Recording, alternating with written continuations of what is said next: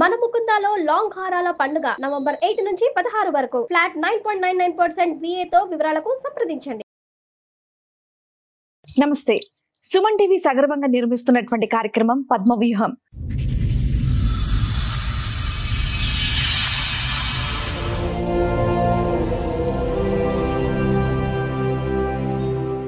మరి ఈ కార్యక్రమాన్ని సమర్పిస్తున్నారు 6JVR జమలాపురం వారి రత్నాంజలి. మీ అదృష్టాన్ని మార్చుకోవడం ఇప్పుడు కల కాదు, 6JVR తో సాధ్యం. నేను బీటెక్ చదువుకున్నాను, సాఫ్ట్వేర్ ఇంజనీర్ లో జాబ్ చేస్తాను. హస్బెండ్ కూడా సాఫ్ట్వేర్ ఇంజనీర్.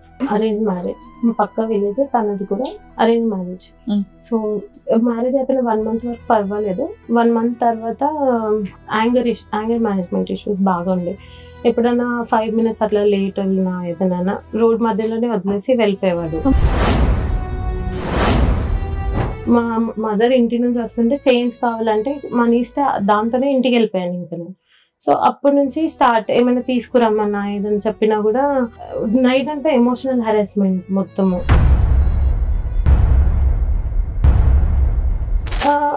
తను ఏంటి అంటే మొత్తం నేను వెళ్ళిపోవాలి. ఏదైనా నాకు అవసరం ఉంటే 10-20 రూపీస్ అయినా సరే అవి నేను నీకు ఇచ్చేస్తాను, నువ్వు మాత్రం మొత్తం నీ శాలరీ అంతా నాకు క్రెడిట్ చేసేయాలి. ఇంకా బాబుతోని ఒక 15-16 lakhs వరకు నాతో మనీ తీసుకొని అపార్ట్మెంట్ లో ఫ్లాట్ కొన్నాడు. ఎవరి పేరు మీద కొన్నారు? అది ఆయన తన పేరు మీదే కొన్నారు. మనీ మాత్రం నా దగ్గర నుంచి తీసుకొని వెళ్ళారు.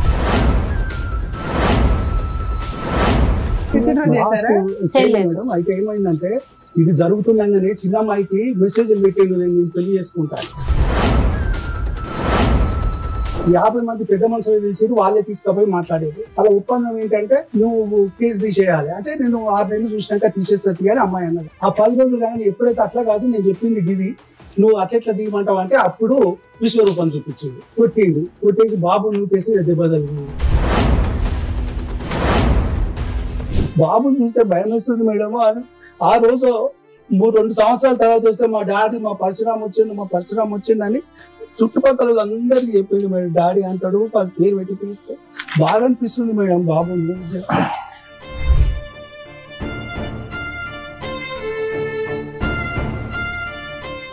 సార్, మేడం సంధ్య గారు ఆవిడ సమస్య చెప్పుకోవడానికి ఎక్కడి వరకు వచ్చారో ఆవిడ సమస్య ఏంటో అడిగి తెలుసు. సంధ్య గారు రండి.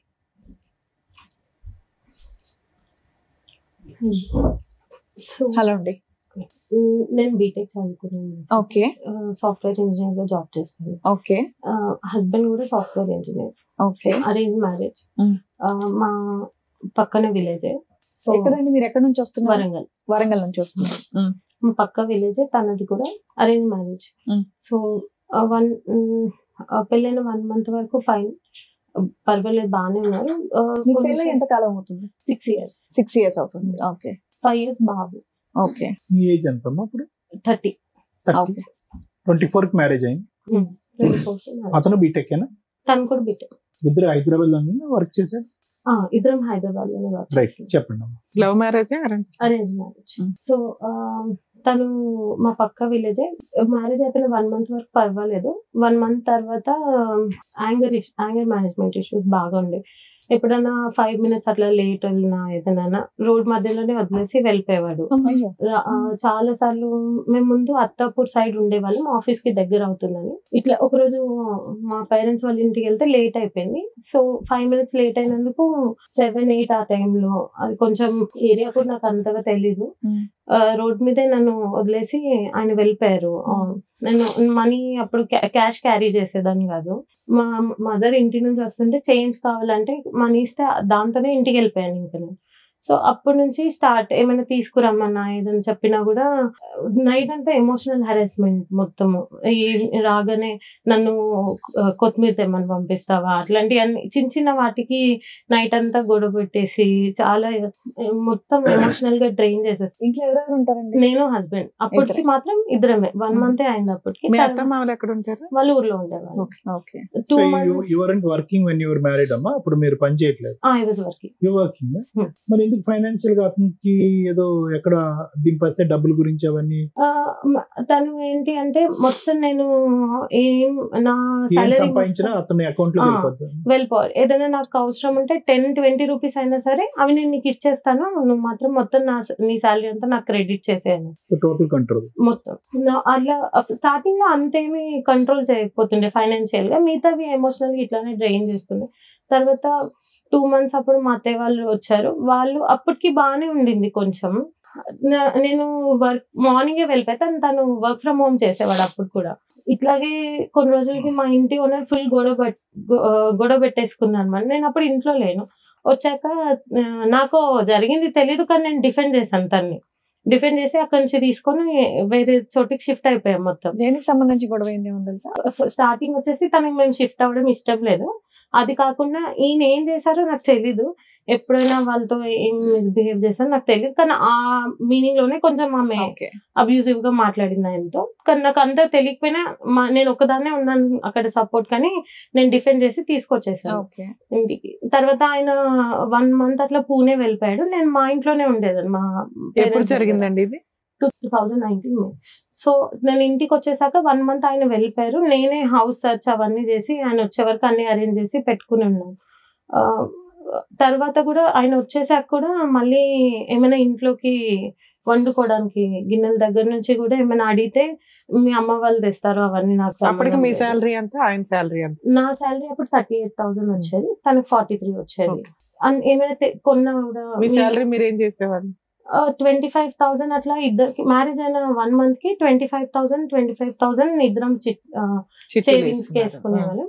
మిగతావి మా దగ్గర ఉండేవి, అవి కూడా ఇంట్లో ఖర్చులకి వాటికి అయిపోయేది. తను ఏం చెప్పాడంటే వాళ్ళ సిస్టర్ కి 3 lakhs అట్లా పెళ్లి అప్పుడు ఒప్పుకున్నాము, అవి చేయాలంటే టైం పడుతుంది, నీ శాలరీ ఇంట్లోకి వాడేసుకుంటే నేను ఇక్కడ సేవ్ చేసుకుంటాను మా చెల్లికి అంటే ఓకే అట్లా కూడా పర్వాలేదు ఫైన్ అనేసి వదిలేదు. తర్వాత తను ఊరికే ఇట్లాగే హరాస్ చేసి, నేను ఎప్పుడు మా వాళ్ళకి చెప్పలేదు, నేను ఎల్డర్ డాటర్ మా ఇంట్లో. ఎంతమంది? చెల్లి ఇంకా ఇద్దరు ఉన్నారు. సో నేను ఎప్పుడు చెప్పలేదు వాళ్ళకి అప్పటి వరకు. కానీ రోజు ఇట్లా మెంటల్ టార్చర్ ఎక్కువైపోయింది నైట్ టైం. నేను అప్పుడు షిఫ్ట్స్ ఉండేవి, 9కి వచ్చేదాన్ని, 9-10 అవ్వగానే ఇంక ఇదే టార్చర్. 12 వరకు అట్లా పడుకోకుండా. ఒకరోజు మా ఫాదర్ కి ఫ్రూట్స్ తేలేదు అనేసి మా ఫాదర్ కి కాల్ చేసి 12-1 టైంలో వాళ్ళకి కాల్ చేసి మీ ఇంటికి వెళ్ళిపోయి ఇప్పుడే అనేసి అట్లా హరాస్ చేసి. గొడవలు ఏంటమ్మా? కరేపాకు తేలేదు, కొత్తిమీర తేలేదు, ఫ్రూట్స్ తేలేదు, ఇంతే. అక్కడి నుంచి స్టార్ట్ అయింది. మెల్లిమెల్లిగా అది మొత్తం ఫైనాన్సెస్ కంట్రోల్ చేయాలి నేను అనేసి అక్కడికి వచ్చింది. ప్రెగ్నెన్సీ నేను చెప్పిన మాటే వినాలి, అమ్మాయిలకి ఇండిపెండెన్స్ ఉండకు అంటే తను ఆలోచించకూడదు, తన ఒపీనియన్ చెప్పొద్దు, ఎందులో ఉండకూడదు. అసలు నా ఒపీనియన్ కూడా అడగరు. హెల్త్ ఇష్యూస్, ప్రెగ్నెన్సీ టైంలో హెల్త్ ఇష్యూస్ ఉండి నన్ను ట్రావెల్ చేయొద్దని చెప్పారనమాట. కానీ ప్రెగ్నెన్సీ ఎప్పుడు వచ్చింది మీకు? 2020లో వచ్చింది. 2020లో వచ్చింది. ట్రావెల్ చేయొద్దు అని చెప్పారు ఆ టైంలో. చేయొద్దు అన్నా కూడా లేదు మా ఊర్లోనే జరగాలి, అలా అయితేనే మా చుట్టుపక్కల ఎక్కడికి వెళ్తారమ్మా ఇంట్లో కూర్చోక. కానీ నేను రాలేను, నాకు బ్యాక్ పెయిన్ అంటే నేను పడుకోబెట్టుకున్నా కార్లో తీసుకొని వెళ్తాను, కానీ నువ్వు ఇక్కడ ఉండకూడదు, నేను చెప్పిన దగ్గర చేస్తే మా చుట్టాలందరికీ రావడానికి వీలుంటుంది అంటే నేను ఒప్పుకోలేదు అసలు. నాకు అప్పటికి క్యాబ్ మానిపించేసి నేను మెట్రోలో వెళ్ళేదాన్ని ఆఫీస్కి. సో నేను రాలేను అన్న కూడా ఆ రోజు గొడవపడి ఫోన్ పగలగొట్టేసి మొత్తము నన్ను పైన ఈ లాడర్ లాగా ఒక స్టెప్స్ ఉంది అవి ఎక్కించేసాడు మొత్తం పైకి 4th floor లో. స్పైరల్ లాడర్ నార్మల్ గానే కళ్ళు తిరుగుతాయి కొంచెం, అది ఎక్కుతున్నప్పుడు ఇంకా నాకు మొత్తము డ్రౌజింగ్ అనిపించింది అది ఎక్కువగానే. తర్వాత ఇట్లా చేస్తున్నారా అని అప్పుడు చెప్పాను వాళ్ళకి, కానీ అప్పటికి కూడా లేదు కొంచెం అడ్జస్ట్ అయిపోవాలి అన్నట్టుగా చెప్పే పంపించేశారు మా పేరెంట్స్, మా తాతయ్య వాళ్ళు. తర్వాత దీవాళి బాబు పుట్టే టైంలో కూడా నా ఫోన్ తన దగ్గర ఉండే, తనది పాడైపోయింది కదా అని నాది ఇచ్చాను. రోజు అసలు నేను ఫోన్ తనతోనే ఉండేది, గూగుల్ పే, ఫోన్ పే అన్ని పాస్వర్డ్స్ తెలుసు, అన్ని తెలుసు. స్క్రీన్ షాట్స్ తీసుకొని తనకి వాట్సాప్ చేసుకుంటాడు. తన ఫోన్ వర్కింగ్ లో లేదు కానీ వాట్సాప్ చేసుకునేవాడు ఫోన్ కి. బేబీ కొంచెం ముందే మీకు డెలివరీ చేసేస్తాము, బేబీ గ్రో అవ్వట్లేదు అనేసి అంటే ఓకే. నాకేమో ఆ టెన్షన్ లో ఉండేది. తనేమో నాకు కొత్త ఫోన్ కొనించు, నాకు ఫోన్ ప్రాబ్లం అవుతుంది నువ్వు అక్కడ హాస్పిటల్లో ఉంటే అనేసి అంటే ఫోన్ ఆర్డర్ పెట్టేసి నేను వెళ్ళిపోయాను. బెడ్ మీద నాకు ఇట్లా ఆపరేట్ అంత అయిపోయింది. డీటెయిల్ గా కాదు, పిల్లాడు పుట్టాడు, పిల్లోడు రెస్పాన్సిబిలిటీస్ ఎలా తీసుకున్నాడు, మీకు ఓవరాల్ గొడవకి రీజన్స్ ఏంటి, డే టు డే జరిగింది అవసరంలా, అసలు ఓవరాల్ ఏ విషయం మీద, ఫైనాన్షియల్ విషయం మీద గొడవలు జరిగాయి, ఎప్పటిదాకా కలుస్తున్నారు మీరు? బాబు పుట్టాక 5 months వరకు కలిసిన్నాము. 2020 లోనే చెప్పేస్తున్నావు, 21 నుంచి విడిపోయారా? 5 years అవుతుందా మీరు సెపరేట్ అయిపోయి? మధ్య మధ్యలో ఆన్ అండ్ ఆఫ్ వస్తారు, ఒక 1 month 2 months ఉంటారు, తర్వాత గొడవ పడి కొట్టి మనీ నాకు ఈ ఇవ్వట్లేదు. 5 years లో ఎన్నిసార్లు వచ్చాడు? 3 times. ఓకే, లాస్ట్ గా వచ్చి వెళ్ళిపోయింది ఎప్పుడు? 9-10 months బ్యాక్, ఫిబ్రవరి టైం లో. స్టార్టింగ్ లో ఉన్న డిఫరెన్స్ ఆఫ్ ఒపీనియన్స్ తర్వాత కాన్ఫ్లిక్ట్స్ ఒకటేనమ్మా, లేదంటే అంటే ఫైనాన్షియల్ ఇండిపెండెన్స్ లేకపోవటం, చిన్నవాడి దగ్గర గొడవ పెట్టుకోవటం, నీ డబ్బులన్నీ నాకు కావాలంటాం, ఇంతవరకేనా మీ గొడవలు? ఇంకేమన్నా ఇంకా పేరెంట్స్ దగ్గర నుంచి తీసుకురామని హెరాస్ చేసేవాళ్ళు. కొంచెం ఏమైనా అక్రమ సంబంధాలు ఉన్నాయా? మీ మీద ఏమైనా క్యారెక్టర్ క్యారెక్టర్ అసాసినేషన్ చేయడు కానీ బాడీ షేమింగ్ చేస్తారు బాగా, ఇట్లా స్టౌట్ ఉంటావు నువ్వు అట్లా అనేసి. సో ఈ కారణాల వల్లే మీరు 5 years బట్టి, ఆల్మోస్ట్ 5 years బట్టి విడిపోయారు. మధ్య మధ్యలో ఏదో అడప ఒక వారాలు అంతేనా? డౌట్ ఏంటంటే క్యారెక్టర్ పరంగా అట్లా కాదు, క్యారెక్టర్ అసాసినేషన్ కాకుండా తనకి ఫైనాన్షియల్ డౌట్స్ అన్నమాట. మా పేరెంట్స్ కి ఇచ్చేస్తాను, మా సిస్టర్స్ కి ఇచ్చాను, నేను ఎప్పుడు ఇవ్వలేదు. స్టార్టింగ్ లో మా పెళ్ళైన కొత్తలో మా సిస్టర్ నేనే, తను బయట సీట్ వస్తే నేనే ఎంకరేజ్ చేస్తా, నేను పంపించాను. సో దానికోసం ఒక 1 month స్పెండ్ చేశాను కానీ దాని తర్వాత నేను ఎప్పుడు ఇవ్వలేదు. మీ వాట్సాప్ లో మీ ఫోటోస్ స్క్రీన్ షాట్స్ తీసుకోవడం అవన్నీ ఏంటమ్మా దీని గురించి? దీని గురించి observing the communication with your family, మీ వాళ్ళ కమ్యూనికేషన్ అనేది అబ్జర్వ్ చేస్తారు. అవి గూగుల్ పే బ్యాలెన్స్ అవన్నీ స్క్రీన్ షాట్స్ తీసుకొని పంపించుకోవడం, ఆపరేట్ అయిపోయినా కూడా అన్ని ప్రతి ఒక్కటి నేనే పెట్టాలి. అక్కడ నుంచి ఏమీ నాకు హెల్ప్ ఉండదు. ఇప్పటివరకు ఆయన ఏమి ఇవ్వలేదు. ఆయన జాబ్ కంటిన్యూ చేస్తున్నారా? 5 years లో తను మా బాబుని చూసింది ఓన్లీ బర్త్డే రోజు వస్తాడు, కేక్ కట్ చేపిస్తాడు, ఫొటోస్ దిగుతాడు, వెళ్ళిపోతాడు అంతే. ఎక్కడ ఉంటాడు ఆయన? ఆయన ఉప్పల్ సైడ్ పీజీలో ఉంటున్నాడు. పీజీ అనేసి అంటున్నారు కానీ యాక్చువల్లీ వాళ్ళ ఫ్రెండ్స్ చెప్పింది ఏంటంటే అపార్ట్మెంట్ లో ఉంటున్నాడు, ఫ్లాట్ అంటే ఒక్కడే ఉంటాడమ్మా, ఒక్కడే ఉంటున్నాడు అని చెప్పారు వాళ్ళు. ఏమైనా డౌట్స్ ఉన్నాయా? నేను చూసాను యాక్చువల్లీ రీసెంట్ గా వచ్చినప్పుడు, మాతో పాటు ఉన్నప్పుడు 9-10 months బ్యాక్ ఇట్లా తనకి బాగా ఫీవర్ అట్లా ఉంటే నేను మెడిసిన్స్ ఆర్డర్ చేస్తున్నప్పుడు చూసాను అనమాట. He ordered something. అప్పుడు అవన్నీ ఎందుకంటే నా ఫ్రెండ్ కోసం అట్లా ఇట్లా చెప్పిండు. కానీ నాకు అప్పుడు పర్లేదు తనకి సిక్కున్నాడు అనేసి నేను ఏం అడగలేదు. తర్వాత నాకు ఎప్పుడు డౌట్ వచ్చింది, తను కావాలని గొడవ పెట్టుకొని వెళ్ళిపోయాడు మా దగ్గర నుంచి. మళ్ళీ వెళ్ళిపోయిన తర్వాత వాళ్ళ ఫ్రెండ్ కి కాల్ చేస్తే బ్లాక్, ఎవ్వరు కాల్ లిఫ్ట్ చేయరు వాళ్ళ ఫ్రెండ్. డౌట్ ఏంటి? సీయింగ్ అదర్ ఉమెన్ అనేది మీ డౌట్. కానీ ఎవరో చెప్పగలరమ్మా ఎవరు అని నేను స్పెసిఫిక్ గా చెప్పలేను. కానీ నేను అయితే పీజీలో కాకుండా అపార్ట్మెంట్ లో ఉంటాం ఒకటి, అపోలో ఫార్మసీ నుంచి మందులతో పాటు అవి కూడా తీసుకుంటాం ఒకటి, ఇంకేమన్నా మీ దగ్గర డౌట్? అతను మేము ఉన్నప్పుడు కూడా మాతో ఎక్కువ స్పెండ్ చేయడు, బాబుతో గానీ నాతో గానీ. తను ఫోన్ చేసి మీ దగ్గర డైరెక్ట్ ఎవిడెన్స్ అయితే ఏం లేదు, బట్ అది మీకు ఒక సస్పిషన్. ఇది కాకుండా ఇంకా బాబుతోని ఒక 15-16 lakhs వరకు నాతో మనీ తీసుకొని అపార్ట్మెంట్ లో ఫ్లాట్ కొన్నాడు. అది వాళ్ళ ఫాదర్ ఆయన వాళ్ళు యూజ్ చేసుకోవడం, ఎప్పుడు నేను గాని బాబు గాని వెళ్ళడం అవి ఏమి లేదు. ఎవరి పేరు మీద కొన్నారు? అది ఆయన తన పేరు మీదే కొన్నారు, మనీ మాత్రం నా దగ్గర నుంచి తీసుకొని వెళ్ళారు. ట్రాన్సాక్షన్ ఏమైనా నడిచిందా? ఆన్లైన్ చిట్స్ మేము పే చేసినాము, వాళ్ళ దగ్గర నుంచి తీసుకొని వెళ్ళిపోయారు అనమాట. నేను పే చేసినవి కూడా తనే తీసుకొని. మీరెందుకు ఊరుకున్నారు? ఆ టైంలో మంచిగానే ఉంది కొంచెము. అంటే ఆ టైంలో మా మామయ్య వల్గర్ లాంగ్వేజ్ యూజ్ చేసి కొట్టడానికి వచ్చినప్పుడు ఈయనే సపోర్ట్ చేసి పంపించారు నన్ను. మీ ఫాదర్ వస్తారంటే. అమ్మ నువ్వు ఉన్నంత కాలం చిట్టీలు వేసి 25,000 అనుకుని మీరు 25,000 కట్టింది ఏదైతే ఉందో, ఆల్రెడీ డే 1 నుంచి మీకు ఫైనాన్షియల్ గొడవలే ఎన్ని మాట్లాడుకున్నా కూడా. అట్లాంటప్పుడు 15 lakhs చిట్టి ఆయన తీసుకుని వెళ్ళిపోతుంటే ఈయన బాగున్నాడు కదా నువ్వు ఎట్లా నమ్ముతావు? డే 1 నుంచి గొడవలు జరుగుతున్నాయిగా. ఈ డబ్బుల కోసం బాగున్నాడు ఈ 4 రోజులు. నెక్స్ట్ మీకు ఆల్రెడీ ఏ రోజు కూడా ఈ 5 years లో 3 times వచ్చి 3 months ఉన్నాడు. అయినా మీరు ఎందుకు ఎంటర్టైన్ చేస్తున్నారు అతను? నేను మనీ పంపించకపోతే మా ఫాదర్ కి వాళ్ళకి కాల్ చేసి హరాస్ చేయడం, నేను సూసైడ్ చేసుకుంటాను, నాకు మెంటల్ ప్రెషర్ ఎక్కువ అయిపోతుంది అని. అలా చెప్తే నువ్వెందుకు నమ్ముతావు, ఎందుకు వింటావు? కదా ఈ 5 years లో ఎంత మొత్తం పంపించారమ్మా అతనికి టోటల్ గా? చిట్టీల డబ్బు ఎంత? అదో 15 లక్షలు. అది 15 lakhs. అది కాకుండా వాళ్ళ ఫాదర్ వాళ్ళ టర్మ్ ఇన్సూరెన్స్ దగ్గర నుంచి ఓలా ఊబర్ అన్ని ఇంట్లో సామాన్ దగ్గర నుంచి అన్ని నేనే చూసుకునేదాన్ని. ఇంట్లో అవన్నీ మనిషి లేడు, కాపురం లేదు, అదే ఏమీ లేదు, నీకు రూపాయి ఇవ్వాల్సింది పోయి ఎదురు అన్ని లాక్కుంటుంటే ఫండ్ చేస్తున్నావు అంటే ఎప్పటికైనా అతను మనసు కరుగుతుందనా? యాక్చువల్లీ దాని తర్వాత ఇంట్లో మా మమ్మీ వాళ్ళు అవన్నీ గిన్నెలు, నేను వాషింగ్ మెషిన్ అవన్నీ తీసుకొని వెళ్ళిపోయాడు మాకు చెప్పకుండా. మమ్మల్ని కొట్టి మా ఇంటికి పంపించేశాడు, అవన్నీ తీసుకొని వెళ్ళిపోయాడు. అప్పుడు బాబు చిన్న బాబు, నాకు తెలీదు ఆయన షిఫ్ట్ చేసింది కూడా నాకు తెలీదు. ఊరికి తీసుకొని వెళ్ళిపోయాడు అన్ని మొత్తము. నేను మా ఇంట్లో హౌస్ హోల్డ్ హెల్ప్ నాకు కాల్ చేసి తను వెళ్ళిపోయాడు, మనీ కూడా ఇవ్వలేదు ఏమి అంటే, నేను తనకి మా వాళ్ళు నువ్వెందుకు లాస్ అవుతాను తనకి ఇచ్చి కాల్ చేస్తే ఎవరు లిఫ్ట్ చేయరు, కాల్ ఎవరు లిఫ్ట్ చేయరు. ఇంకా అక్కడ నుంచి ఇప్పటికి కూడా అవన్నీ మా అమ్మ వాళ్ళు పెట్టినాయి, అందులో మా ఫాదర్ కష్టం అదంతా. అంటే 3 లక్షలు నువ్వు పెట్టిన డబ్బు అంతకంటే ఎక్కువ ఉంది. తెంగరదానిలాగా చిన్న చిన్న విషయాలు మాట్లాడుతున్నారు.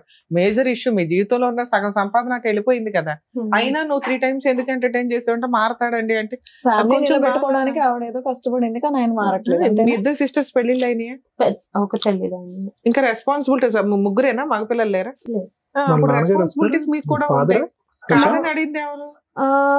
నార్మల్ గా ఇప్పుడు నేను ఇవ్వకపోతేనే ఊర్లో అంతా మా పక్క ఊరే కదా ప్రచారం మొత్తము, తను వాళ్ళ ఈ ఫ్యామిలీకి ఇస్తుంది. సరే అట్లయినా ఓకే, మా ఫాదర్ కే కదా ఇస్తున్నా అన్నది వదిలేస్తే, నేను ఎక్కడికి వెళ్ళినా బయటికి వెళ్ళినా కూడా ఊరు వెళ్ళినప్పుడు కూడా వాళ్ళందరూ వచ్చి నువ్వు మీ ఫాదర్ కే ఇస్తావంట కదా, అమ్మాయి సాలరీ మీద బ్రతుకుతున్నాడు మీ ఫాదర్ ఇక్కడ. ఆల్రెడీ మిమ్మల్ని చదివించింది ఎందుకంటే బాధ్యతలు తీసుకోవడానికి. అట్లా అని కాకుండా ఇప్పుడు మీతో పాటు మీ ఫాదర్ వచ్చారు కదా, మాట్లాడతాం ఒకసారి. సార్ రండి. నమస్కారం అండి. మనకు ముందు చెప్పాలి కదా ఫాదర్ మా. సార్ పెద్దవారు మాట్లాడదు కూర్చోండి సార్. మీ పేరేంటి గురుగారు? శ్రీనివాస్ సార్. కూర్చోండి. ఎందుకంటే సార్ మీరు బతుకమ్మల జీవితాలు బాగుపరుస్తారు మేడం. Thank you sir. అందరి జీవితాలు మెరుగుపరుస్తారు, జనజీవ సవంతిలో కలిసేటందుకు మీరు దారి చూపిస్తారు, న్యాయ సహాయం చేస్తారు. మా బిడ్డది లక్ష్మి, సరస్వతి, పార్వతి గారు ముగ్గురిని అన్నాం నేను. ఇంకా ఆడపిల్లలు ఉంటే కూడా నాకు హ్యాపీగా స్వీకరిస్తాను.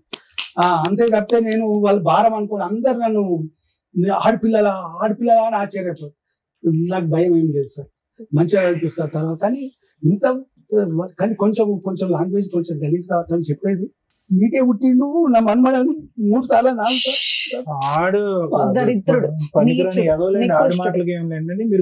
రాక బతుకమ్మ ఆడిరు సార్. బతుకమ్మలను ఇంట్లోకి వస్తేనేమో బొమ్మలాగా చూస్తున్నారు, దేవుళ్ళు అమ్మలాగా చూస్తున్నారు. ఏందో దరిద్రం అర్థమైతే లేదు మేడం.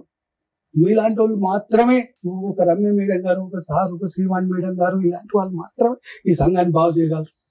దయచేసి గుర్తు పెట్టుకోండి మేడం. ఆడపిల్లల జీవితం మీకు ఎప్పటి నుంచో నేను అభిమానిని, మీకు నేను ఎప్పటి నుంచో చూస్తున్నా. మీకు ప్లీజ్ కూర్చోండి. ఎన్నో కుక్కలు మరుగుతూ ఉంటాయి సార్, కుక్క ఎందుకు మరుగుతున్నాను మనం అడగం కదా. ఆడపిల్ల ఆమె రూపాయి కాంచి ఆమె పెట్టాలి. రూపాయి నువ్వు చెప్తున్నావు, తర్వాత చూసుకుందాం పెట్టు. మొత్తం దాదాపు 15-16 లక్షలు సార్. కాపురం చేయనప్పుడు ఇప్పుడు కాసులు ఎందుకు సార్? ఇంత దారుణం అంటే దారుణం. కేసు ఉంటే కూడా మేము 498 వేస్తే 498 అన్ని పాలతీ కేసులు అంటారు. మేము చెప్తే వాళ్ళు కేసు కట్టారుగా మేడం. మేడం ఆడ కౌన్సిలర్ మేడం గారు ఉన్నారు, ఏదో పెద్ద షార్టిస్టోడ్ ఉన్నాడమ్మా, రాకముందు నువ్వు వెళ్ళి తొందరగా కేసు కట్టే నేను చెప్పిన సిగ్నేచర్. ఎప్పుడు వేసారు సార్ 498? ఎంతకాలం అయింది? 4 సంవత్సరాలు. 23 లో వేసావు, 25 లో ఎందుకు రానిచ్చావు? ఇది పెద్దవాళ్ళు మాట్లాడి పర్లేదు నువ్వు ఒక 6 months చూడు తీసే కేసు అనేసి అన్నారు. 1 month తర్వాత మేడం. అయితే ఏమైందంటే ఇది జరుగుతుండగానే చిన్న అమ్మాయికి మెసేజ్లు పెట్టిండు, నేను పెళ్లి చేసుకుంటాను మమ్మల్ని బెదిరియని ఆయనకి ఎన్నో వేషాలు వేసాడు. ఆ చిన్న అమ్మాయికి పెట్టిన మెసేజ్ ఎమ్మడే పోయి వీళ్ళు ముగ్గురు ఏడుస్తారు. మా అమ్మకు కాలు ఎరిగితే నేను పోయి హాస్పిటల్ ఉన్నా, వీళ్ళు ఏడుస్తుంటే ఏందమ్మా అంటే ఇట్లా మెసేజ్లు పెట్టండి, ఏం చెప్పాలి అర్థమవుతుంది అంటే అప్పుడు కంప్లైంట్ ఇచ్చి వచ్చిన. ఎంత ధైర్యం అండి వీడికి. అది కాకుండా మొన్న అందరు చెప్తే 4 నెలల 5 నెలల క్రితం మాట్లాడి తోలితే ఏది దొడ్డిదారిన లోక్ అదాలత్లా తీసేయాలి కేసు అని ఒత్తిడి తెచ్చింది. ఒత్తిడి వేస్తే ఈ అమ్మాయి అనేది నన్ను రమ్మలేదు 50 మంది పెద్ద మనుషులు పిలిచిరు, వాళ్ళే తీసుకుపోయి మాట్లాడారు, దూరం తీసుకపోయి. అలా ఒప్పందం ఏంటంటే నువ్వు కేసు తీసేయాలి అంటే నేను 6 నెలలు చూసినాక తీసేస్తుంది అని అమ్మాయి అన్నది. వచ్చినాక ఎక్కలేని ప్రేమలతో పోసిందంట 10 రోజులు. ఆ 10 రోజులు కానీ ఎప్పుడైతే అట్లా కాదు నేను చెప్పింది గిది, నువ్వు అట్లెట్లా తీయమంటావు అంటే అప్పుడు విశ్వరూపం చూపించిండు, కొట్టేసి బాబు నూకేసి దెబ్బ తగిలింది. అప్పటిదాకా ముందో వెనకలో దగ్గరికి పోయేది అలా డాడీ దగ్గర. బాబుని చూస్తే భయం వేస్తుంది మేడం. ఆ రోజు 2 సంవత్సరాల తర్వాత వస్తే మా డాడీ మా పరశురామ్ వచ్చిండు అని చుట్టుపక్కల అందరికి చెప్పిండు మేడం. డాడీ అంటాడు, పేరు పెట్టి పిలిస్తే బాగా అనిపిస్తుంది మేడం బాబుని. అందు గురించి అనే బాబు ఉన్నాడు కదా, కలిసి ఉండాలి. తర్వాత ఇంకో 2 ఉన్నారు. ఇది చదవచ్చా సార్? వీడు మీ రెండో అమ్మాయికి పెట్టిన మెసేజ్ చదవచ్చా? ఇక్కడ చదవండి సార్ దయచేసి. ఇది ఏం రాశాడంటే చూడండి, ఇది కొన్ని అర్ధరాత్రి మెసేజ్ కూడా కాదు, ఇది సాయంత్రం 6:30కి మెసేజ్. శ్రావణి నీకు ఒకటి చెప్పాలి శ్రావణి, ఇప్పటికి లేట్ అయ్యింది అంటే అమ్మాయి పాపం చెప్పండి అని అంది. I wanted to propose you in a best moment if I could have seen you before marriage. అంటే పెళ్లికి ముందు నువ్వు కనిపించుంటే నేను నీకే ప్రపోజ్ చేసి ఉండేవాడు. నాకు ఆ అవకాశం మిస్ అయిపోయా. నువ్వు ఎలా రిసీవ్ చేసుకుంటావో నాకు అర్థం కాలేదు. ఇదిగో నా నా మనసులోంచి చెప్పేటటువంటి మాట, నువ్వు నా బెటర్ హాఫ్ కింద ఉంటావా for the rest of my life. Don't I deserve A true caring sweet person like you. నీలాంటి అద్భుతమైన మనిషి నా జీవితంలో ఉంటావు అన్నది నాకు కావాలి. నువ్వు ఉండటానికి నువ్వు రెడీయా. అందునుంచి నేను ఇది ఎక్స్ప్రెస్ చేస్తున్నాను. ఇది ఏమన్నా ఒపీనియన్ ఉంటే కనుక వెంటనే నాకు తెలియపరచు. ఏందమ్మా ఇడు దమ్ము, ఇడు ధైర్యం, ఇడు. తర్వాత ఈ అమ్మాయి ఎంత తెలివిగా పెట్టిందంటే message, you know I talk respectfully to people. అప్పటికి గౌరవించే మాట్లాడుతుంది, ఇంటెన్షనలీ ఆర్ అన్ఇంటెన్షనలీ, తెలిసి తెలియకుండా. మా నాన్నగారు నన్ను పెంచినటువంటి విధానం బట్టి ఈ మాత్రం మర్యాద ఇచ్చి నేను నీతో మాట్లాడుతున్నాను అని చెప్పి అక్కడితో అమ్మాయి మెసేజ్ కట్ చేసింది. అయినా కానీ వాడు పెడుతూనే పోయాడు సార్. అవును సార్, పెడుతూనే పోయాడు. ఎందుకు ఇది 1-2 పగలగొట్టకుండాని నడ్డి ఎరగొట్టకుండా ఎందుకు ఊరుకున్నారు? అమ్మాయికి మ్యారేజ్ అయింది కదండి, లాస్ట్ వన్ మేడం. ఈ అమ్మాయి లాస్ట్ మేడం, సెకండ్ వన్ కి అయిపోయింది. అయితే ఈ మధ్యన ఎప్పుడైనా మాట్లాడుతుంటే ఏం జరుగుతుందో పోతుంటే ఎంత దూరం అయినా పోదాం నాన్న, ఎంత అయినా ఖర్చు పెడతా అంటాడు. మొన్నటి ఒకసారి పెద్ద మనుషులు మాట్లాడితే లేదు, అప్పుడు కూడా ఇంకా కరోనా టైంలో ఇంకా 20 రోజులు ఇది ఉంటాము, మా ఊరికి తీసుకుపోయింది మేడం. ఇది ఉంటే నష్టమేముంది అయ్యా, పంపి ఆంచి హైదరాబాద్కి వస్తారు కానీ అక్కడ హైదరాబాద్ లో బతికేటోళ్ళని ఊరు ఉందామని తీసుకుపోయింది. ఒక 20 రోజులు ఏముంటే వచ్చేద్దామని తీసుకుపోయి అక్కడ హరాస్మెంట్, నువ్వు ఫోన్ మాట్లాడు, ఒక ఉగ్రవాది కంటే ఎక్కువ నిఘా. ఎక్కడ మాట్లాడినావు, ఏం మాట్లాడినావు, ఎందుకు మాట్లాడినావు? మీ అమ్మాయి ఇందులో ఏ ఒక్క పాయింట్ అన్న చెప్పిందా ఎంతసేపు కూర్చొని? రేపొద్దుట కోర్టులో ఎట్లా చెప్తుంది? అదే మీరు ప్రతి పాయింట్ పర్ఫెక్ట్ గా రీచ్ అయ్యేలాగా చెప్తున్నారు. మేము ఎందా నుంచి మొత్తుకునేది ఇదొకటేనా అంటుంటే ఒక్క ఫైనాన్షియల్ ఇష్యూ తప్ప అంత చదువుకొని అంత ఏటీఎం కార్డు లాగా మొత్తం ఇచ్చిపడేసి ఏమి క్రూయాలిటీ, ఏం బాధపడిందని చెప్పండి. సిస్టర్ మీద ఒక అబ్యూజ్ ఒక రకంగా, అది ఒక డబ్బు ఏం తీసుకోను అని ఆ కండిషన్ మీద పంపించాను. డబ్బు అడగదు, మీకు అవసరం ఉంటే ఏదన్నా డెవలప్ చేస్తే తీసుకోండి, ఒకరు వాడుకోండి, అంతే తప్పితే ఇదంటే సరే అట్లా అని పెద్ద మనుషులు కూడా ఎట్లా చేస్తారు అంటే మేడం వాళ్ళకి తోచింది చేస్తారు. వాళ్ళు మీ తరపున పెద్ద మనుషులు ఎంతమంది, వాళ్ళ తరపున పెద్ద మనుషులు ఎంతమంది? పోయినప్పుడు 4-5 మాకు పెద్ద మనుషులు లేరు, మా వాళ్ళేమో కావాల్సిన పొద్దుగా ఏమంటారు పెద్ద మనుషులు? ఏది కన్క్లూజన్ రాదు, ఏది అడగరు. నువ్వు దీనికి పనిష్మెంట్ రా బాబు, ఇది ఇట్లుంటది ఇక కలిసిపోవాలి. ఏమన్నా నేను అట్లెట్లయితే ఇది విలన్, తండ్రి విలన్, మంచోడు కాదు, వాళ్ళని కలవనిస్తలేదు. అయ్యా నేను అంటలేను కాదండి. ఇక్కడ ఇది ఒకటే కాదు, అమ్మాయికి రాసింది ఒకటే కాదు, అతని బాధలన్నీ కూడా కొంతవరకు శ్రావణికి చెప్పుకున్నాడు. మీరు ఆఖరి అమ్మాయితో చెప్పుకున్నాడు. ఏంటంటే కనుక నా కొడుకు అంటే నాకు పంచ ప్రాణాలు, నా కొడుకుని చూడటానికి నాకు ఒక అవకాశం ఇవ్వండి, వాడిని చూడలేకుండా నేను బతకలేకపోతున్నాను, అది ఇది అని చెప్పి అతని వాదన అంతా వినిపించాడు. కానీ ఎందుకు ఆ అమ్మాయికి చెప్పేవాడు? అందులో ఈ అమ్మాయి కూడా అంది, ఇదేంద్ర బాబు నేను అందరికంటే చిన్నపిల్లని నాకు చెప్తున్నావు ఏంటి ఈ గొడవ అంతా కూడా, పెద్దవాళ్ళతో వచ్చి కూర్చొని మాట్లాడొచ్చు కదా అంటే కనుక నేను చెప్పేటటువంటి మాట అట్లీస్ట్ ఈ మెసేజ్ల రూపాన నువ్వు తప్ప ఎవరు ఆలకించట్లేదు, వినట్లేదు, అర్థం చేసుకోవట్లేదు, నా గోడు ఎవరు అర్థం చేసుకోవట్లేదు కాబట్టి నీకు చెప్తాను. ఓకే, ఒక మెసేజ్ బాగాలేదు, ఈ మెసేజ్ నేను ఏదైతే చదివానో అది అభ్యంతరకరమైనటువంటి మెసేజ్. కానీ అక్కడ కూడా ఏమన్నాడంటే దీన్ని క్షమించద్దులేండి కానీ చెప్తున్నాను, if you do not have any opinion please ignore it. అటువంటి నా మాట అభ్యంతరకరంగా అనిపించి నేను మాట్లాడేటటువంటిది చెత్త చెదారం అంటే కనుక ఇది ఇక్కడతో ఆపేసే అని అన్నాడు. ఆ తర్వాత ఆ అమ్మాయి కూడా మాట్లాడుతుంది. తర్వాత మాట్లాడిన సంభాషణ అంతా కూడా మా అక్కిలా ఉంది, మా అక్కిలా అనుకుంటుంది, నువ్వేమనుకుంటున్నావు అని చెప్పి ఆ అమ్మాయి తనకు వయసుకు మించినటువంటి బాధ్యత తీసుకుని మధ్యవర్తిత్వం చేయడానికి ప్రయత్నం చేసింది అందులో. కానీ ఇందులో చాలా ఇంపార్టెంట్ పాయింట్ ఒకటి ఉందమ్మా, ఎవరు కూర్చోట్లేదు, ఎవరు నా గోడు వినట్లేదు, ఎవరు నా మాట వినట్లేదు, నువ్వు తప్ప ఎవరు వినట్లేదు శ్రావణి అని అంటుంది. ఆ అమ్మాయి వచ్చి నేను ఒక పెద్ద అన్నయ్యలా నేను ట్రీట్ చేస్తున్నాను కాబట్టి నువ్వు నాకు ఎందుకు మీరందరూ కూర్చుని ఎందుకు మాట్లాడుకోలేదు, ఎందుకు ఇంత ఇలాంటి అంశాల మీద పెళ్లి పెటాకులు అయిపోవటం ఏంటి నాకు అర్థం కావట్లేదు. సార్ అవన్నీ అతను చెప్పిన ఒత్తి మాట్లాడతారు అంటే ఆయన ఎప్పుడు కొడుకుని చూడడానికి అవాయిడ్ ఎప్పుడు చేయలేదు మేడం, కొడుకుని చూడడానికి అవాయిడ్ ఎప్పుడు చేయలేదు. ఎప్పుడైనా వస్తుడు చూసుడు కనీసం మంచినీళ్ళు ఇచ్చినా కూడా కోర్టులో ఏం కేసులు పెండింగ్ ఉన్నాయి సార్? 498 వేసినాము. ఇది 354D. ఈ అమ్మాయి చిన్న అమ్మాయి అదే ఓకే అది వేశారు.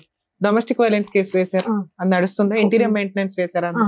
ఎందుకని అది వేసి ఎంతకాలం అయింది? డివిసి వేసి 2 years 2023 సేమ్. సరే నేను చెప్తాను మేడం. ఇంకొకటి నంబర్ బ్లాక్ నేను ఒక్కసారి నేను అవి కొట్టి నన్ను పంపించాక ఆడియో ఉన్నది మేడం. ఆమె కొడుతుంటే ఒక సార్ మీకు కోర్టులో కేసులు నడుస్తున్నాయి, పెద్ద మనుషులు పంచాయతీలు నడుస్తున్నాయి, కొంచెం వెల్ సెటిల్డ్ ఫ్యామిలీ, అడ్వకేట్స్ ని పెట్టుకోగలిగారు, కెపాసిటీ ఉంది.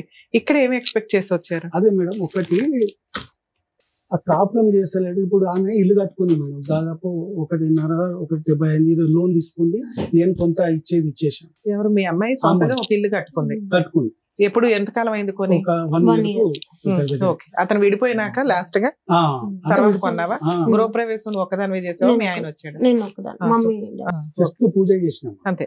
అయితే దాదాపు ఆమెకి ఇచ్చినవి, ఆమె సంపాదించినవి వేరే వేరే కాకుండా ఒక 20 లక్షల దాకా అప్పయింది మేడం. కనీసం అవన్నీ అంటే ఇటు ఇటు పెడుతుంది. కొంచెం అవన్నా సరే, కేసు ఎట్లా నడుస్తా, దేవుడు ఎట్లా చేస్తాడో మీలాంటి న్యాయం చేస్తారు. కనీసం అవన్నీ ఇస్తేనైనా ఆమె అప్పులు కట్టుకుంటుంది. సరే వచ్చి కాపురం చేసుకొని నిమ్మలంగా ఆయన రూపాయి పెట్టొద్దు అమ్మాయి సార్. ఇప్పుడు 11 అవుతుంది. ఈ టైంలో ఫోన్ చేయడం కూడా కరెక్ట్ కాదు. యాక్చువల్గా కొంచెం ముందు అయితే నిజంగా మీ అల్లుడు ఫోన్ చేసి మాట్లాడి మా వంతు ప్రయత్నం నేను చేశాను. నేను చెప్పేది చెప్పుకుంటున్నా మేడం. అయితే కనీసం ఆయన ఏ కేసులు అక్కర్లేదు, మీ దగ్గర వచ్చి మీరు మంచిగా సార్ కౌన్సిలింగ్ చేస్తే ఏ కేసు అక్కర్లేదు. ఓకే మేడం, కానీ మంచిగా ఉండాలి. కాదండి, ఇంపార్టెంట్ చెప్తున్నా మీరు చెప్పండి. ఆయన వచ్చినా కూడా 1 month maximum 1 month. Okay, what ever has happened in the past is past.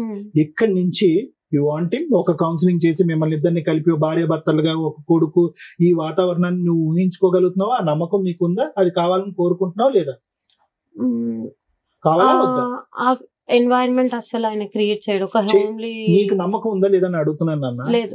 నాన్నగారు ఏమంటున్నారంటే మీరు మేడం మీరందరూ కౌన్సిలింగ్ చేసేసుకుని అతను బ్రెయిన్ మార్చేసి కూర్చోపెట్టి కలిపండి అని అంటున్నారు. నీకు నమ్మకం లేకుండా ఆ ప్రయత్నం చేయడం కూడా వేస్ట్. మొత్తం హాస్టల్ ఎన్వైరన్మెంట్ ఉంటుంది. హాస్టల్ ఎన్వైరన్మెంట్ లో నీకు ఏం రిస్క్ ఉందని అనుకుంటున్నావు? నీకు ప్రాణభయం ఉందా? ఉంది, నాకుంది, బాబుకి కూడా. అసలు బాబుని వీడియో కాల్ చేసి చూస్తాను. 4 years అవుతుంది. ఒక్కసారి నేను బ్లాక్ కొట్టి నన్ను పంపించాక నువ్వు ఎందుకు కొడతాడమ్మా? సారీ, మనీ ఇవ్వకపోతే తాగడు. తన దగ్గర ఉండాలి అంతే. అతనేమన్నా మీ మీద కేసులు వేసాడా? నేను చేసినవని ఫాల్స్ కేసు. కాదు. ఇప్పుడు ఒకటి గురువు గారు, మీరు పెద్ద మనసుతో ఒక ఆడపిల్ల జీవితం మీ కొంత కూతురు పరువు గురించి అవనియండి, కాపురం కాపాడాలి, కుటుంబం నిలవాలి అనే ప్రయత్నంతో మీరు ఇక్కడ కూర్చోండి. కానీ అటువైపు మీ ఉన్న బిడ్డ ఈ రోజు మీరు ఇందాక అన్నారు నా బిడ్డను నా గుండెల్లో పెట్టుకుని సాక్కుంటాను, నాకేం లేదన్నారు. అటువంటి బిడ్డ ఈ రోజు ప్రాణభయంతో అక్కడ అంటుంది. ప్రాణభయం అని చెప్పినా కూడా మీరు కౌన్సిలింగ్ చేసేసేయండి, ఏదో విధంగా కలిపేయండి అంటే కనుక మళ్ళీ మీరు ఇందాక నిలబడి మాట్లాడిన మాటలకు వెనక్కి తీసుకోవాల్సి వస్తుంది. సరే అంటే ఎందుకంటే మొన్నటి వరకు ఆమె ఇష్టంతోనే 3-4 నెలల క్రితము ఆమె ఇష్టంతోనే తీసుకొచ్చి మాట్లాడిపించి కూర్చున్నబెట్టి మాట్లాడిపించింది. అప్పటిదాకా ఆమె దగ్గర వ్యతిరేక భావం లేకుండా ఇప్పుడు వస్తుంది. ఈ 1 month నాకు అయినంత వరకు నేను ట్రై చేశాను చాలా బాబు కోసము. బాబు ఎప్పుడు స్పీకింగ్ నీ పేరెంట్ శృతి. హానెస్ట్లీ స్పీకింగ్ ఒక మాట చెప్పాను, అసలు ఇక్కడ ఏ పద్ధతిలో అయితే ట్రై చేయాలో ఆ పద్ధతులు జరగలేదు. అసలు ఇది విడిపోకూడనటువంటి కాపురం. నిజంగా నా మనసులో మాట నేను చెప్తాను, ఇది there is no okay financial freedom లేదు, కొడతాడు, ఇవన్నీ కూడా ఇంకా ప్రతిదీ ఇలా విడగొట్టుకుని తుంచుకుంటూ పోతే అంటే ఇక్కడ కూడా ఒక మార్గం ఉంది. ఏంటంటే మ్యారిటల్ థెరపీ అంటారు, మ్యారేజ్ కౌన్సిలింగ్ అంటారు. బ్యూటిఫుల్ ప్రోగ్రామ్ అది. ఎంత బ్యూటిఫుల్ ప్రోగ్రామ్ అంటే అది. అందులో యాంగర్ మేనేజ్మెంట్ జరిగిపోతుంది, overlapping of intersection, both personalities intercheck చేస్తాము, ఏమైనా అలవాట్లు ఉంటే మాన్పిస్తాము, ఆలోచన శైలి పెంపొందిస్తాం. ఒక బ్యూటిఫుల్ ప్రోగ్రామ్. అది చేయకుండా అంటే ఈ రోజు గట్టిగా కూర్చుని మాట్లాడుకుంటే 6 సంవత్సరాల పాటు మీ పెళ్లి అయ్యింది. నేను మాట్లాడేస్తాను, నేను కొద్దిగా 2 నిమిషాలు వినండి సార్. 6 సంవత్సరాల పాటు మీరు మ్యారేజ్ అయ్యింది. 6 సంవత్సరాల పాటులో గట్టిగా మాట్లాడుకుంటే ఒక్క బలమైన కారణం చెప్పండి డాక్టర్ గారు అంటే కనుక ఆర్థిక లావాదేవీ తప్ప ఏమీ లేదు ఇక్కడ. నాకు డబ్బులు కావాలి, నా డబ్బులు నా అకౌంట్ లో ఉండాలి, నేను కంట్రోల్ చేయాలి అనేటువంటిది. ఇది ముమ్మాటికి నేరమే. అది వాళ్ళు వంశపారంపర్యంగా వస్తుందా, వాళ్ళ ఇంట్లో ఆ కుటుంబంలో ఆనవాయితీయా, ఒక ఆడపిల్లను ఒంటరిగా ఎదగనివరా, పెద్దగా ఆలోచించనివరా, ఆర్థిక స్వేచ్ఛనివరా, తన కాలం మీద నిలబడినవరా అనేది ఆ అబ్బాయి ఆలోచన ఎందుకు అలా వచ్చింది అనేది నాకు అర్థం కావట్లేదు ఇప్పటికీ కూడా. సరే, ఆ ఆలోచనని కూడా మ్యారేజ్ కౌన్సిలింగ్ ద్వారా మార్చచ్చు. మ్యారిటల్ థెరపీ అంటారు. అది ఎక్కడ జరిగింది? ఇక్కడ ఏం జరగలేదు. అతను ఏమొచ్చి ఇది కావాలి ఇది కావాలి అనేవాడు.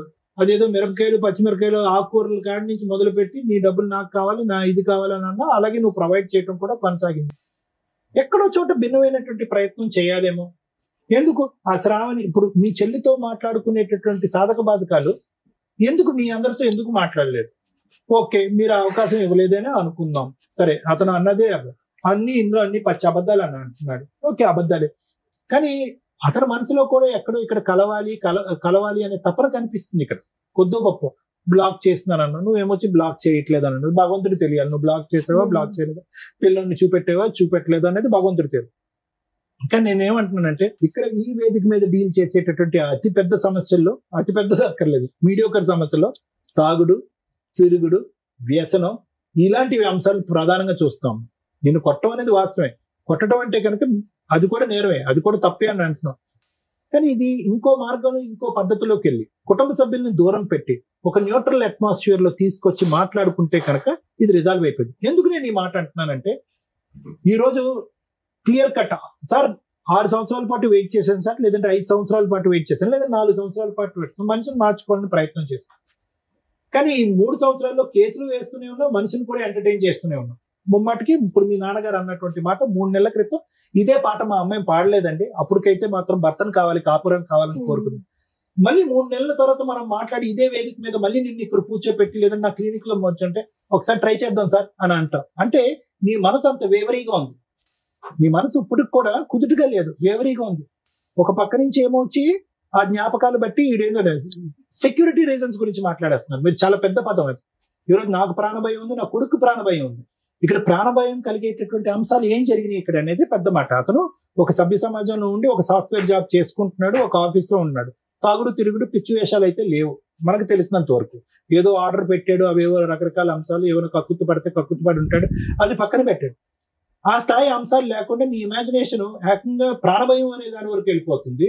ఒక 2-3 నెలల తర్వాత అమ్మ చూద్దాం, అమ్మ ఇదమ్మా అదమ్మా అని చెప్తే మళ్ళీ కరిగిపోయి ఇంకో అవకాశం ఇస్తున్నాం, మళ్ళీ ఇంట్లో కూర్చోబెట్టుకుంటున్నాం, మళ్ళీ మీ ఇద్దరు కాపురం కొనసాగిస్తున్నాం.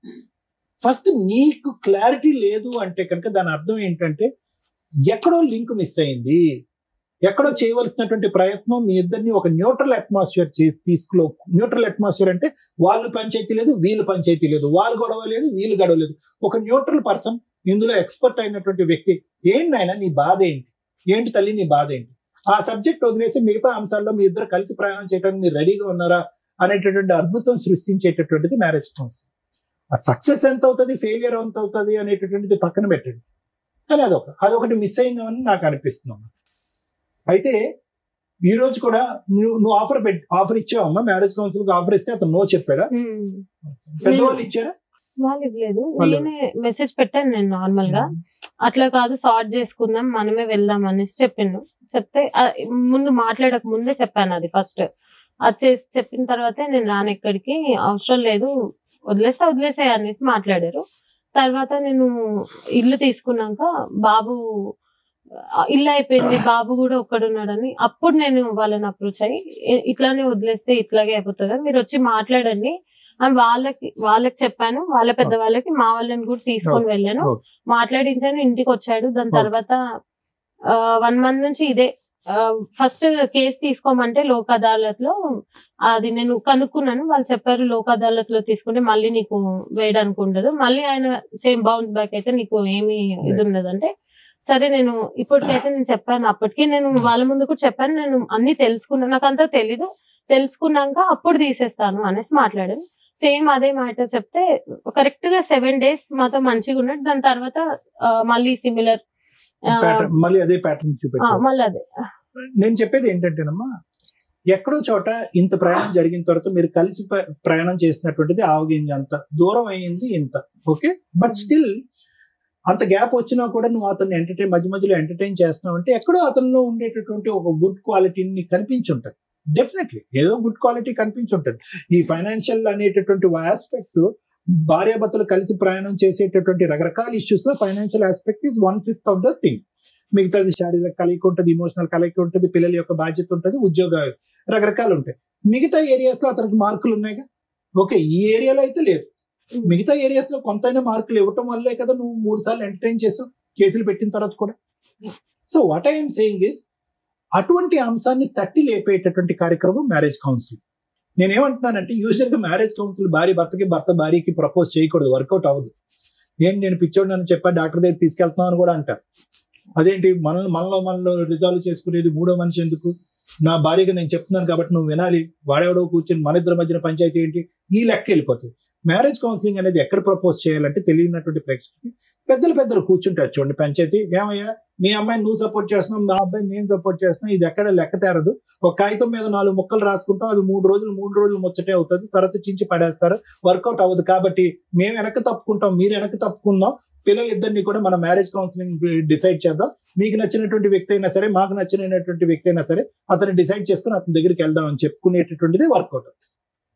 సో ఇప్పటికీ కూడా నా ఉద్దేశం చెప్తున్నానమ్మా, మనస్ఫూర్తిగా నేను చెప్తున్నాను, కొంతవరకు చెడ్డోడే, కానీ దూరం పెట్టుకుని తెగదెంపులు చేసుకుని అంటే కోర్టు కేసులు లావాదేవీలు ఎంతవరకు అయితే నాకు తెలియదమ్మా, అది లాయర్ మేడం చెప్తారు.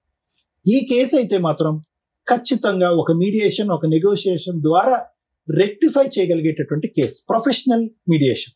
We cannot have routine counsellors, ఎందుకంటే you two are 2 educated people. మీరిద్దరు సాఫ్ట్వేర్ ఇంజనీర్ల కింద వర్క్ చేస్తున్నారు, సభ్య సమాజంలో గౌరవంగా బతుకుతున్నారు, చక్కటి శాలరీ తీసుకుంటున్నారు, మీకు ఒక కొడుకున్నాడు. కాబట్టి సైంటిఫిక్ పద్ధతిలో ఒక ప్రొఫెషనల్ కౌన్సిలింగ్ చేస్తే కనుక ఖచ్చితంగా మీ ఇద్దరి మధ్యన గ్యాప్ క్లోజ్ అవుతుంది అనే నమ్మకం నాకైతే ఉందమ్మా. లేదు sir my thoughts have gone too far అంటే కనుక అది మీ మానసిక పరిస్థితి అని నేను చెప్తాను. ఎందుకంటే ఈ రోజు ఇలా ఉంటుంది, రేపు పొద్దున్న లేపి అరే నీకు తెలుసా ఇలా చేద్దాం ఒకసారి ట్రై చేయంటే ఓకే సార్ అంటాను. అలా ఉంది నీ పొజిషన్. కాబట్టి నేను ఏమంటున్నానంటే ఫైనల్ గా ఏదైతే ఇప్పుడు నువ్వు అనుకున్నటువంటి భయం, భ్రాంతులు, అమ్మో టెన్షన్లు ఇవన్నీ ఒకసారి పక్కన పెట్టి ఒక ఆఖరి ప్రయత్నంగా అది ట్రై చేద్దాం. వర్కౌట్ అవుతే వెల్ అండ్ గుడ్, వర్కౌట్ అవ్వలేదు అనుకో ఆల్రెడీ నువ్వు తీసుకున్న నిర్ణయం కొద్దిగా పోస్ట్పోన్మెంట్ అవుతుందని. సో ఒక 6 నెలల పాటు ఎవరైనా మంచి కౌన్సిలర్ అమ్మ, ఎవరైనా మంచి మీడియేటర్, మంచి కౌన్సిలర్, ఇలాంటి అంశాలు బాగా తెలిసినటువంటి వ్యక్తి దగ్గర ఒక్కసారి వెళ్ళి ట్రై చేయండి. ఆ ప్రపోజల్ కూడా ఎవరు తీసుకొస్తారంటే నువ్వు తీసుకురావద్దు, పెద్దవాళ్ళు ఎవరైనా తీసుకొస్తే కనుక ఈ గ్యాప్ క్లోజ్ అవుతుంది అనేది నా నమ్మకం.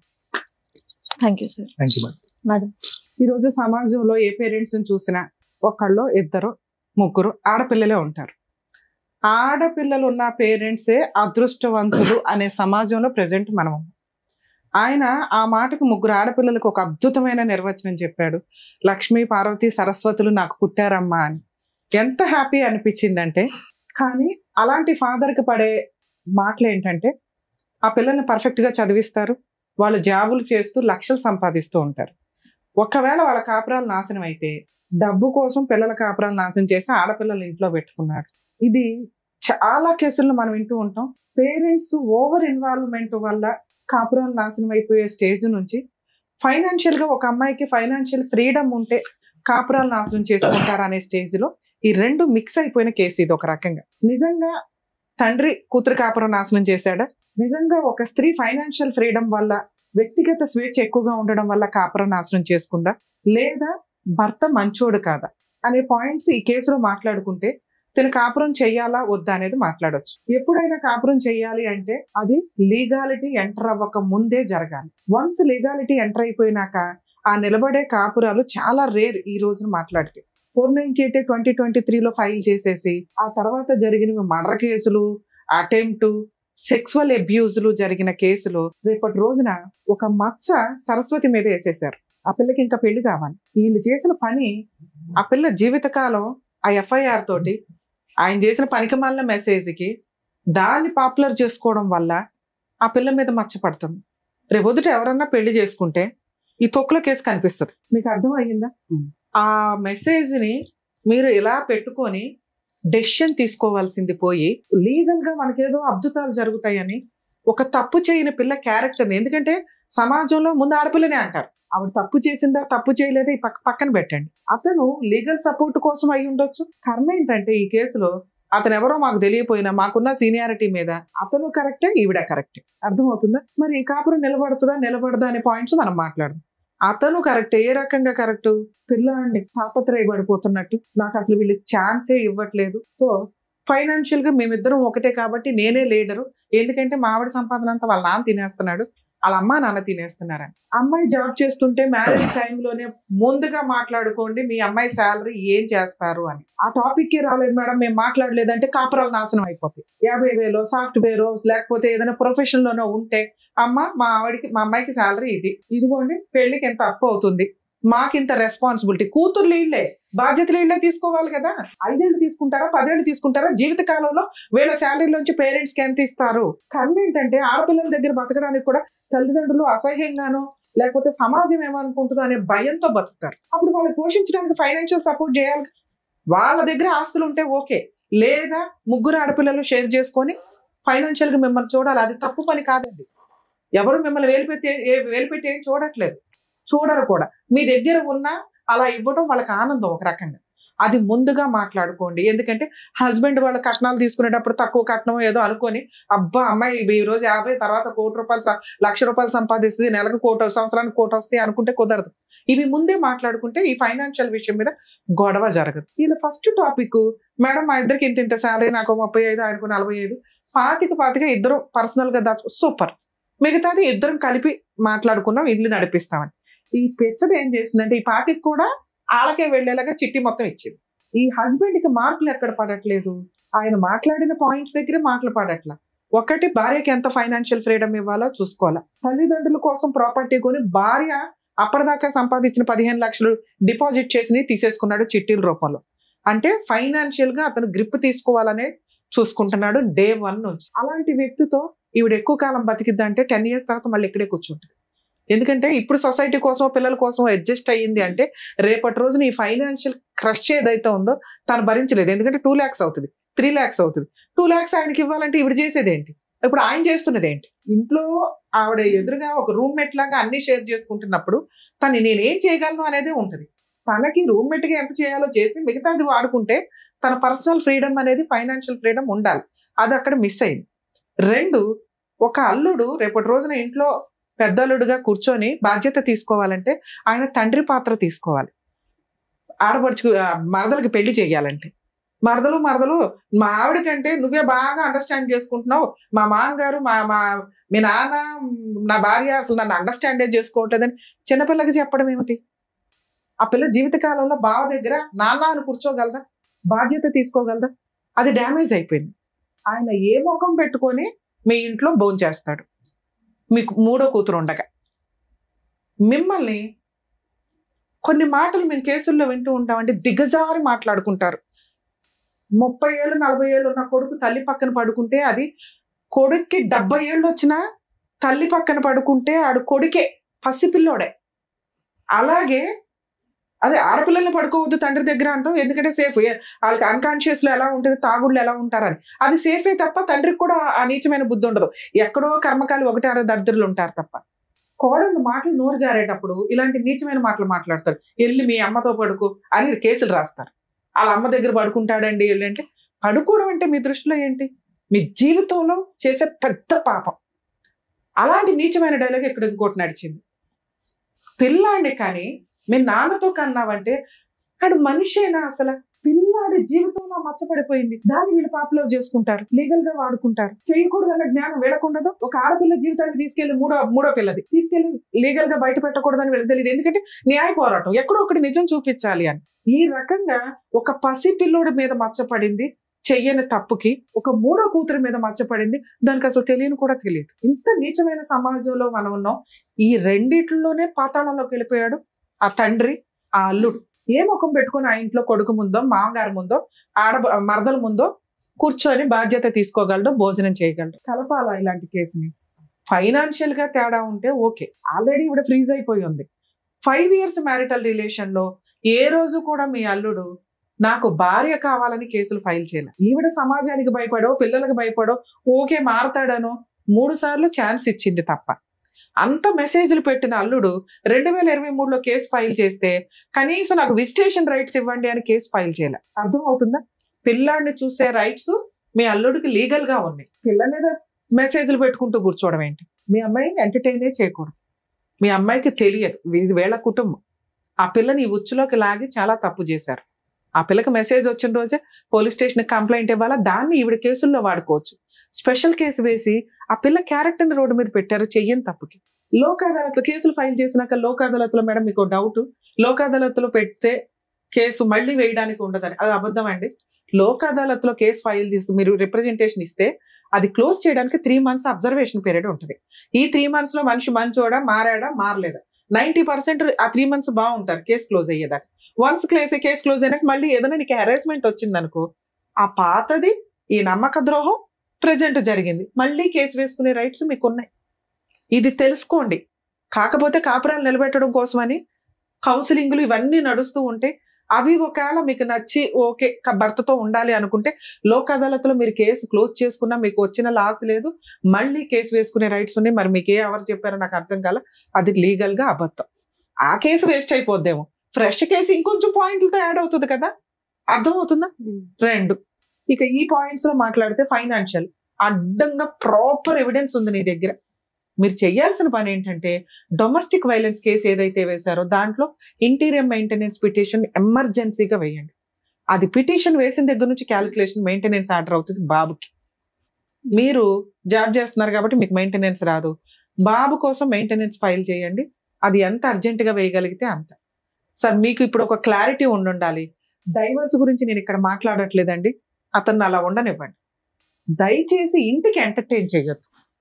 ఓ 2 years 3 years లీగల్ గా తిరగనివ్వండి.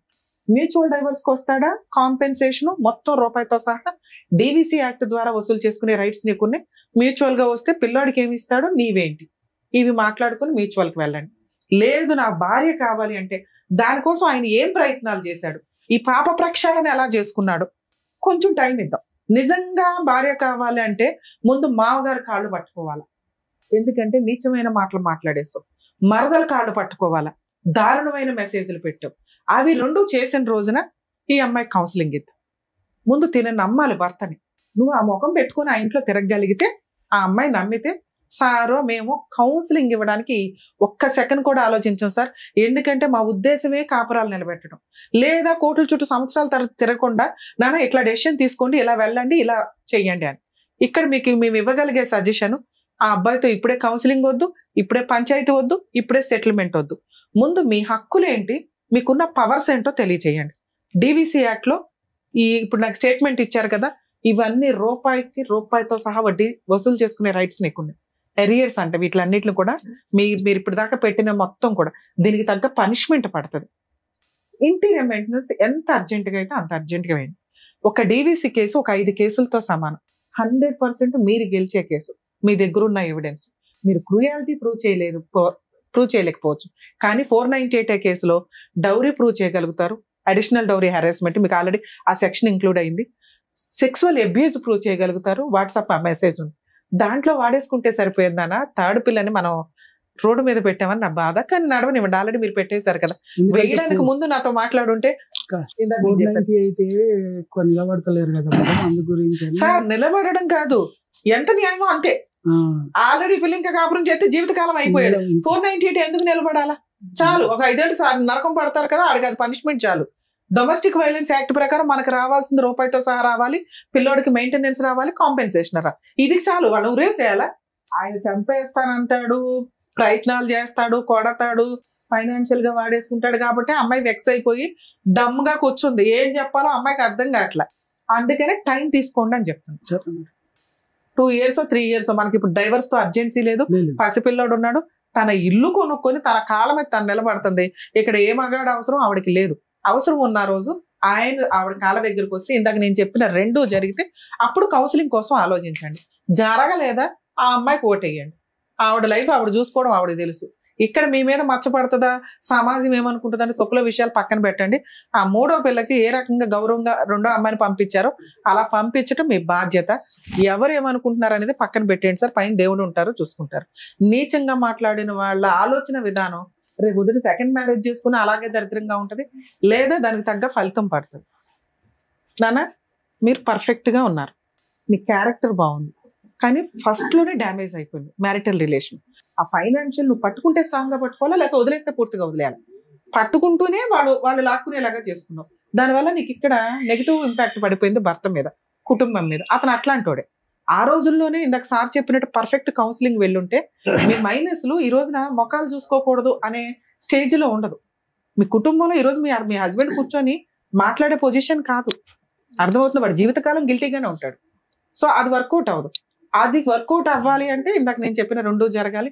ఇలాంటి కేసుల్లో ప్లీజ్ మా రిక్వెస్ట్ అండి, కాపురాలు నిలబెట్టుకోవడానికి ఫ్యామిలీ కౌన్సిలింగ్ కి స్టార్టింగ్ లోనే వెళ్ళండి. మొహమాటమే లేదు. మీకు మీరే కరెక్ట్, అవతల వాళ్ళు కరెక్టే. ఒక్కసారి అవతల వాళ్ళ పాత్రలోకి వెళ్ళి తెలిస్తే కూర్చుంటే మీకు అర్థం అవుతుంది వాళ్ళు ఎంతవరకు కరెక్ట్ అని.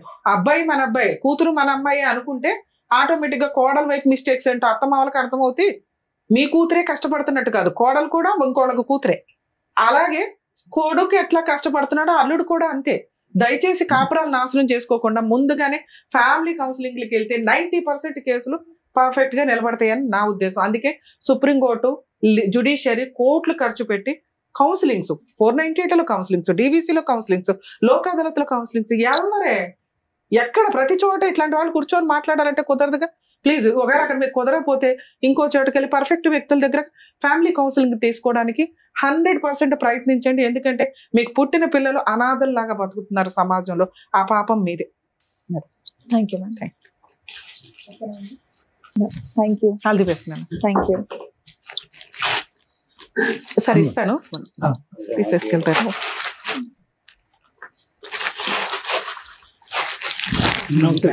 థ్యాంక్ యూ అండి. Thank you. Thank you so much sir. Thank you so much madam. మరో కథతో మళ్ళీ కలుద్దాం.